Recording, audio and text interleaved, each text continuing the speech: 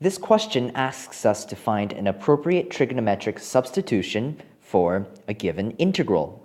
Now, I find that this type of question is really, really important because it lets us figure out what exactly we need to do to get a trigonometric substitution that's useful for an integral. So first, let's take a look at what's inside our integral.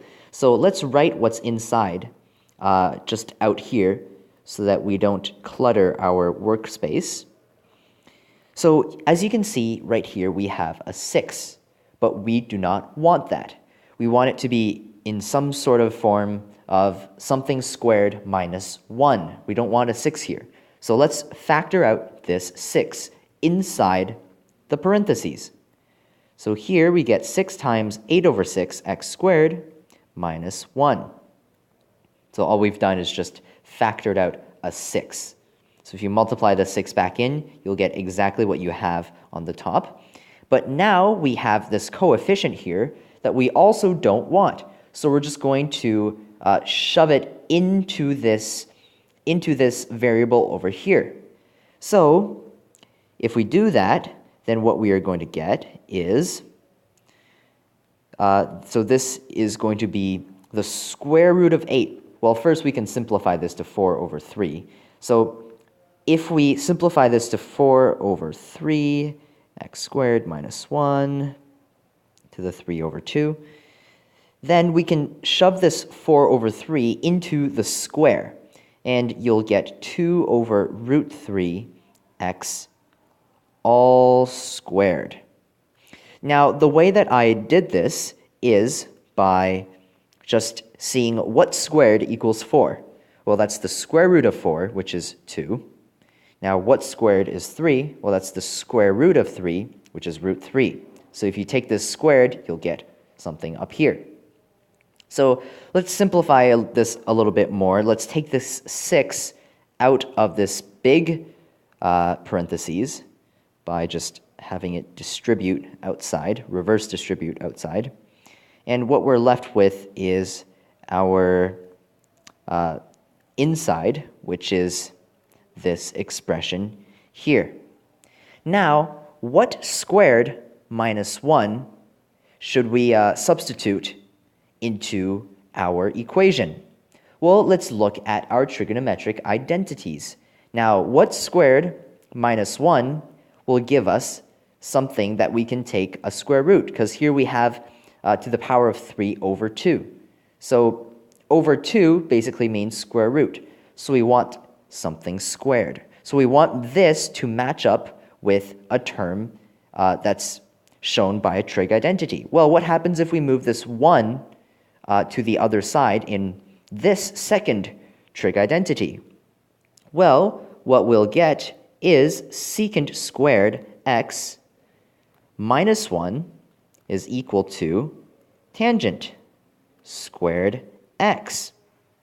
So now let's look at the similarities between the thing that we arranged and our integral here.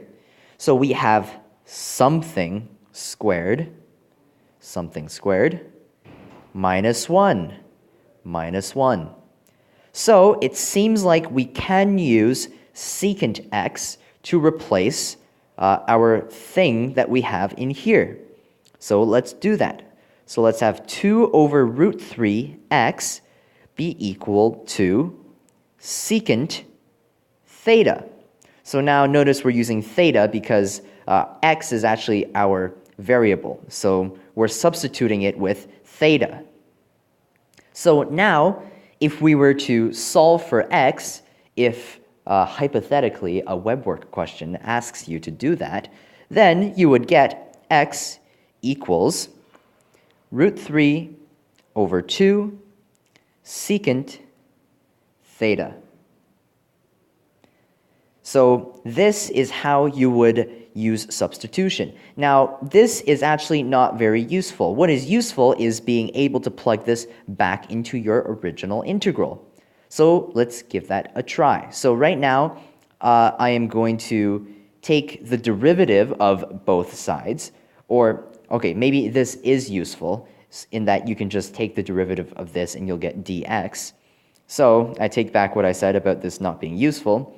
We get dx equals root 3 over 2, and the derivative of secant theta is secant theta tan theta d theta. So if we want to rewrite our original integral, we could rewrite that as the integral of, so it might be actually more useful to start over here.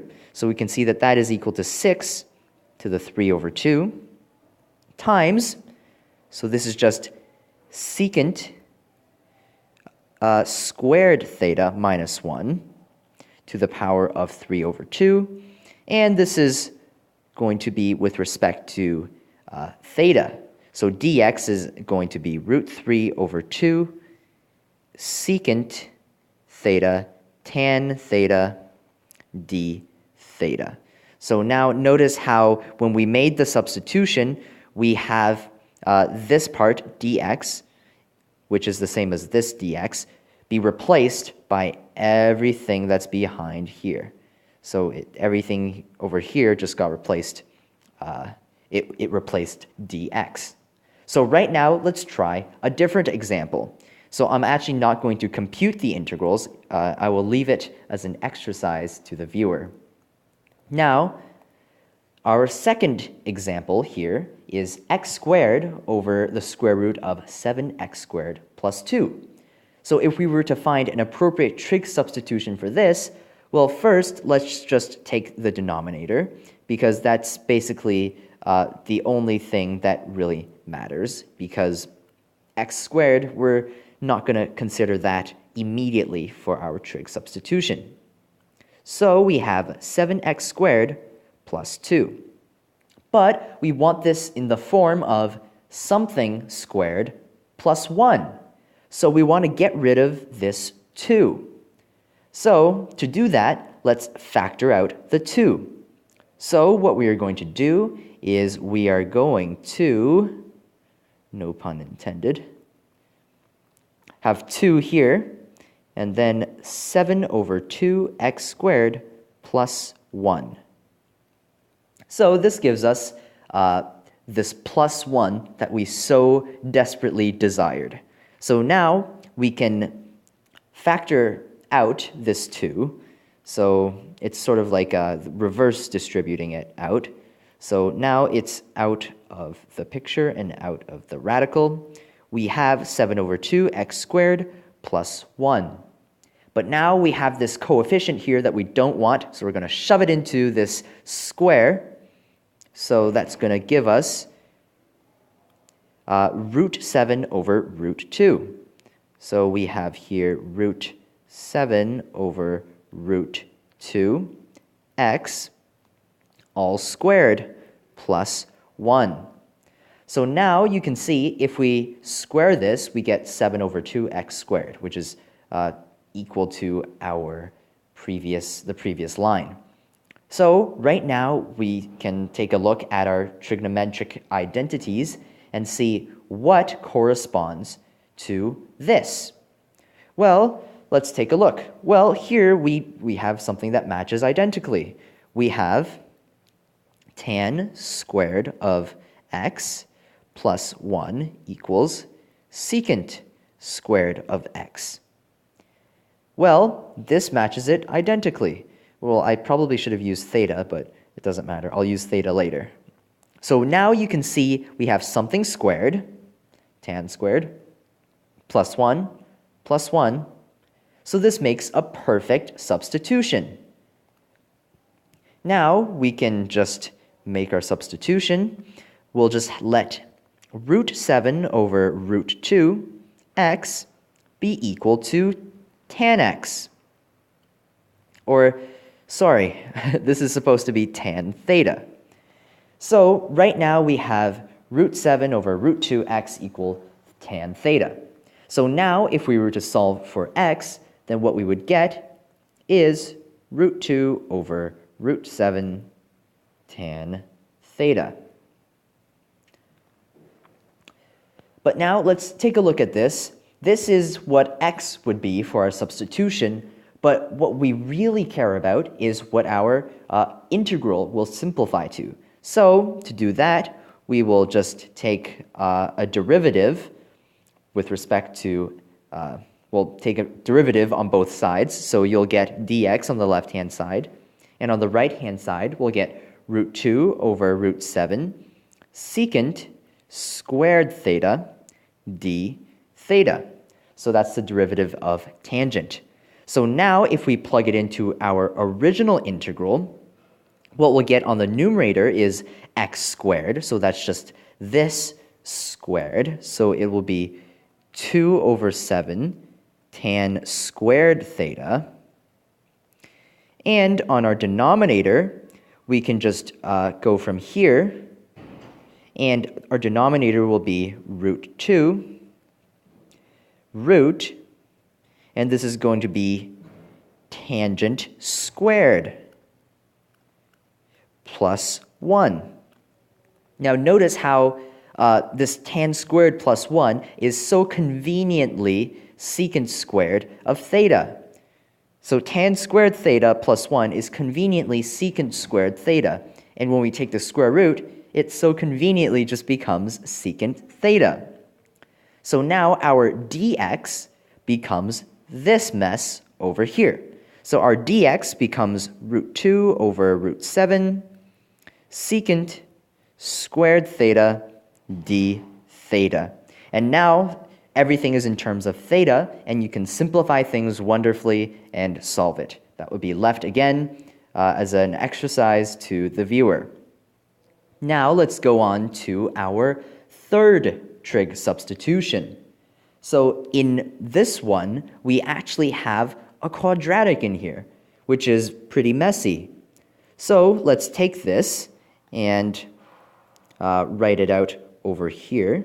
So we have the square root of 3x squared plus 18x plus 20. The thing is here is we want to have something in the form of, for example, something squared plus 1 or something like that. But here we have x squared plus something x plus another number, and that's really not what we want.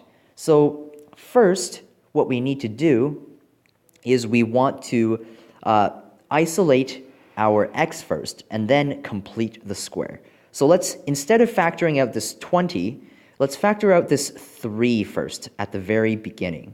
So if we were to factor out this 3, I'm just going to factor the 3 right out of the square root here. Then we get x squared plus 6x plus 20 over 3. And now let's try to complete the square.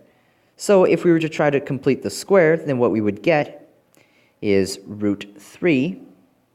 And here we would have x squared plus 6x plus, so we just divide this coefficient by 2, so that's 3, and then we square that, so we get 9. So this will factor nicely. And then we are going to subtract 9 so that we don't change the value of our equation at all. And then we're just going to keep going and add 20 over 3. Now note how this equals the previous one. So this is exactly just completing the square that you did in grade 10. So right now we are going to simplify this. So this is going to be root 3. Here we have x plus 3 squared. And here we have negative 9. So we'll get a common denominator. So we'll get plus negative 27 over 3 plus 20. So here we get this result, x plus 3 squared minus 7 over 3. So now we can see our substitution forming. So we have something squared minus something, but we want this to be 1. So right now what we're going to do is we're going to factor out a 7 over 3. And again, I'm just going to factor it directly out. So here we have root 3, And here we have root 7 over root 3. And what we get inside here is going to be 7 over 3 x plus 3 squared minus 1. And again, we want to get rid of this coefficient, so we are going to shove this coefficient inside this square. So to do that, well, we need to take the square root. So let's just do this, and notice how these two cancel out nicely. So we have root 7, the square root of root 7 over root 3. Let me just write this a little more nicely so you can see what's going on. So we have root 7 over root 3 x plus 3 all squared minus 1. So this is what we have over here. So now, if we take a look at what we want to substitute, we have something squared minus 1. Well, what can we use to get that? Well, we have secant squared x minus 1 if we bring that over there. So if we have secant squared, I'll use theta this time, secant squared theta minus 1 equal tan squared theta, then we can see the similarities. Here we have this thing squared, minus 1, minus 1. So secant theta is a perfect substitution for this mess right on over here. So let's do this substitution. So we have root 7 over root 3, x plus 3 equals secant theta. So now, if we were to isolate x, well, what we would get would be x equals, you bring your root 3 over here, so root 3 over root 7 secant theta minus 3. So this is what our x would be. But if we were to look at our original integral, how would we substitute it in? Well, all we have to do is take the derivative. So dx is going to be equal to root 3 over root 7. Derivative of secant theta is secant theta tan theta d theta.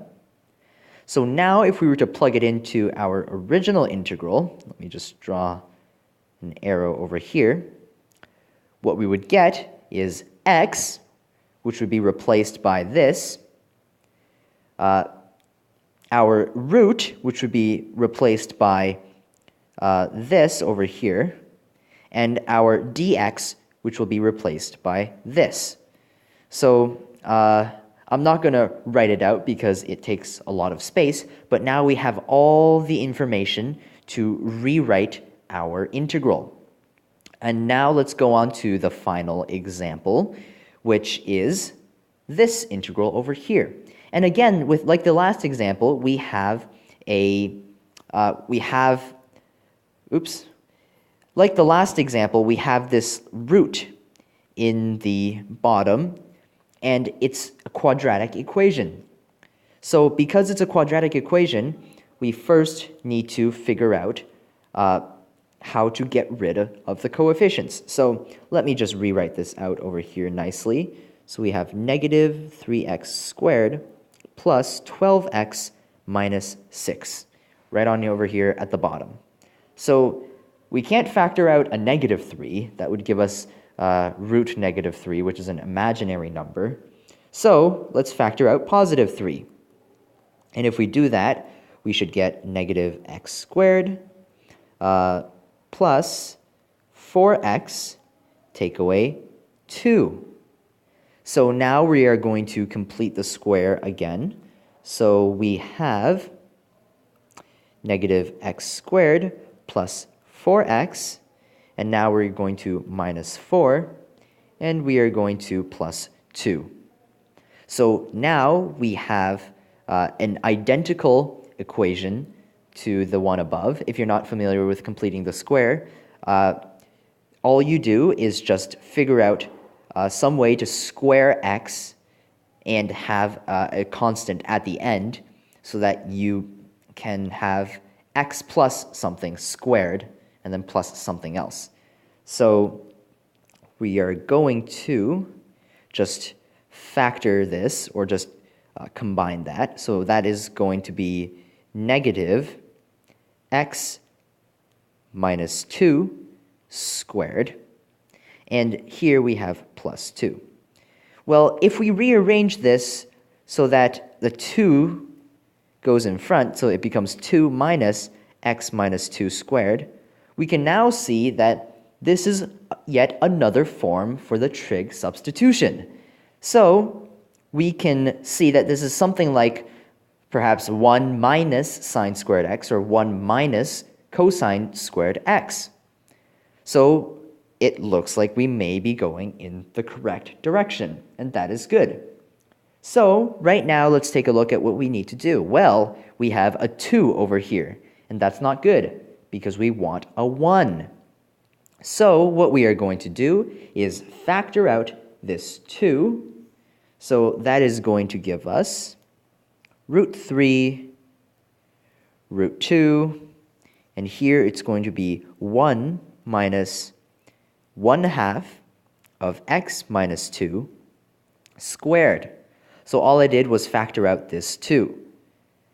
So if we were to see this coefficient, by now you should know what to do. Shove it into the square. So to do that, all we have to do is, let me just combine this. So this is going to be root 6. Here we have 1 minus, and all we got to do is take the square root of 1 over 2, which is 1 over root 2, and multiply it by x minus 2, all squared. And you can see these two expressions or equations are identical, which is good. So now we have 1 minus something squared. So let's see what we can do. So we can use this equation. And it doesn't really matter if we use sine x or cos x.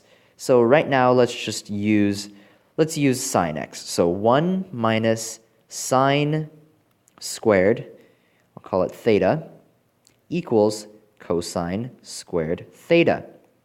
And let's look at what matches.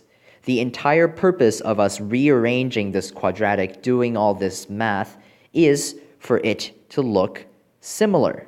We can see something squared, and we can see this 1 minus over here, so it's a perfect match. So we can substitute this thing on the inside, this 1 over root 2 x minus 2, with sine theta. And when you do this, you get this substitution that helps you solve this integral.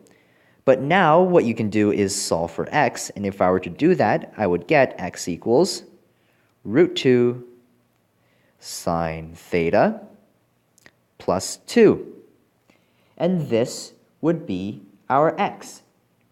So if we were to now figure out how to substitute it into our original integral, we would need to differentiate both sides.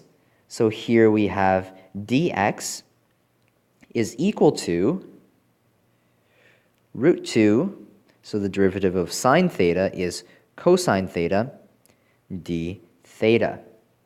So if we were to write this original integral in terms of theta, let me just draw an arrow over here, we would have x, which is root 2 sine theta plus 2, root 2 sine theta plus 2, over this square root thing, which we've rewritten like this. So we have root 6 root 1 minus sine squared theta.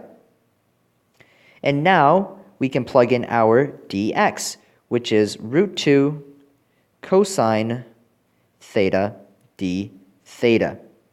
And now everything simplifies wonderfully, and we are going to be able to solve this integral.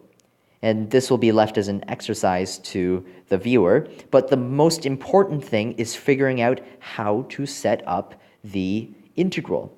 So to set up the integral, all you have to do is figure out how to change this bottom integral, or as one of my math professors says, to massage the function until it goes into a form that you like, and then figure out which trigonometric identity to use to change your function into a form that's appropriate for substituting.